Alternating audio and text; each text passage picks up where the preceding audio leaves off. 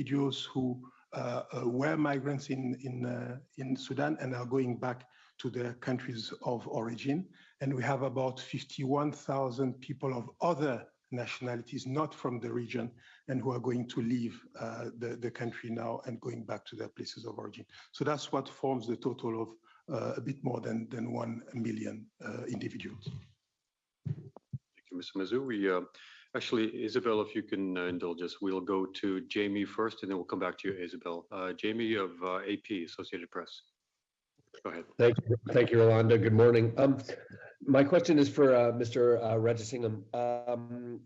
Given that some of the belligerents have taken to invading hospitals and taken over other civilian infrastructure, how concerned are you that the delivery of humanitarian aid might be jeopardized or might even be pilfered?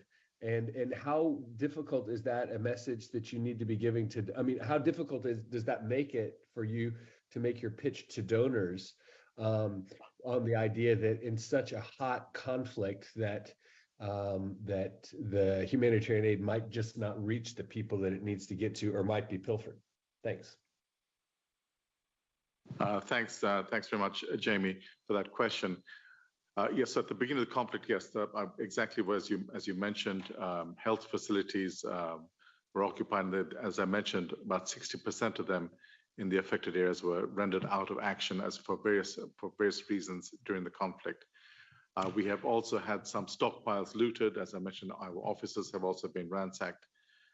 But the Jeddah commitment, the declaration of commitment by the parties, specifically talks about ensuring that civilian and civilian infrastructure, civilian populations, and installations such as utilities prove that we are indeed scaling up. But we do need to do much more with more resources as well. Thank you. Thank you, sir. Over back to Isabel, FA, Spanish News Agency. Go ahead, Isabel. Yes, thank you. Yes, from the answer that I got from my previous question, it's not clear to me if the access of humanitarian aid is better today than last week, and if the parties are honoring their commitments. Thank you. If you can answer, please clarify this. Yes, so as I mentioned, Isabel, WHO has just recently shipped tons of medical assistance to Al Jazeera state, which is just southeast of Khartoum. UNICEF has begun operations. They have begun, and operations have improved since last week. But this is something we need to see a much bigger improvement and a much bigger scale up. Access is important, security is important, but also funding and resources are important. The capacity is there to provide assistance. We have the partnerships that we have developed over several years, good strong non-governmental organizations as well. We do need resources, and obviously we need to ensure that the declaration of commitment is adhered to throughout the country. Thank you. Thank you for that clarification. We have a question back in the room to Moussa of Al Mayadeen, if we could, and the mic to Moussa. Merci. Je voudrais savoir, ou bien avoir un petit peu de détails sur la situation des réfugiés au Tchad. Les réfugiés au Tchad, il y a 1 ou 2 semaines, ils dormaient sous les arbres, certains ou bien une partie.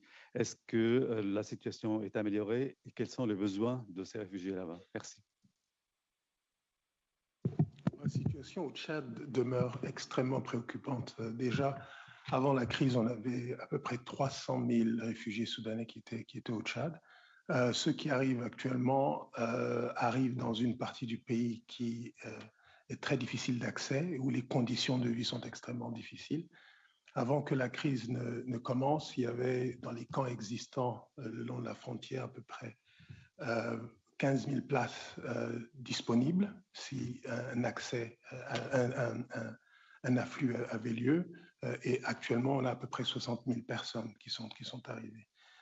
Donc, quand vous dites que les gens dorment sous les arbres, c'est la situation qu'on continue d'avoir. il faut qu'on reçoive les ressources additionnelles pour construire des abris très, très rapidement. Et c'est ce à quoi nous nous attachons. Et nous devons aussi recevoir les ressources nécessaires pour pouvoir fournir l'assistance alimentaire qui est nécessaire. Donc la situation à l'est du Tchad, pour ceux qui viennent d'arriver, à peu près 60 000 personnes, dont 30 000 sont arrivées en quelques jours, est extrêmement difficile. Thank you very much, Monsieur. We have a question now from Catherine of France 24. Yes, thank you for giving me the floor, Rolando. Monsieur Mazou, je profite que vous soyez francophone pour vous poser une question en français concernant la manière dont sont affectées les populations tchadiennes par l'arrivée de tous ces réfugiés. Est-ce que ces réfugiés sont plus ou moins absorbés par certains villages, comme c'est la tradition généralement en Afrique? Comment ça se passe? Merci beaucoup d'avance pour votre réponse.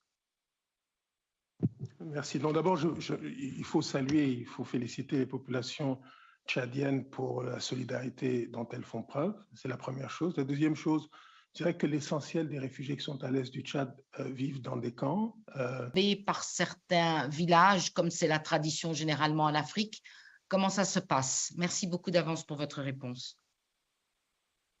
Merci. Donc d'abord, il faut saluer, il faut féliciter les populations tchadiennes pour la solidarité dont elles font preuve. C'est la première chose. La deuxième chose, je dirais que l'essentiel des réfugiés qui sont à l'est du Tchad vivent dans des camps, mais souvent l'assistance qui est fournie aussi aux populations locales. Donc la situation actuelle, et quand les gens arrivent, ce que nous devons pouvoir fournir, c'est l'abri dans des camps initialement. Avec le temps, les gens peuvent éventuellement décider de quitter ces camps et de vivre avec la population locale, mais actuellement, la meilleure manière de fournir l'assistance d'urgence qui est nécessaire est d'établir des camps. Il est important de souligner qu'on a plus de 90% de femmes et d'enfants qui arrivent actuellement au Tchad. Donc une situation difficile, une population locale qui fait preuve d'extraordinaire solidarité, mais une population locale qui a besoin de l'assistance de la communauté internationale. Merci, Monsieur. Merci, and thank you very much. I think we don't have any other questions, so I'd like to just thank you both very much for joining us ahead of this very important day. I should mention that Jens did send you a link to where you could follow the meeting to launch this joint appeal, and of course, do consult the document that we shared with you beforehand. So once again, thank you both very much and good luck today. Have a good day.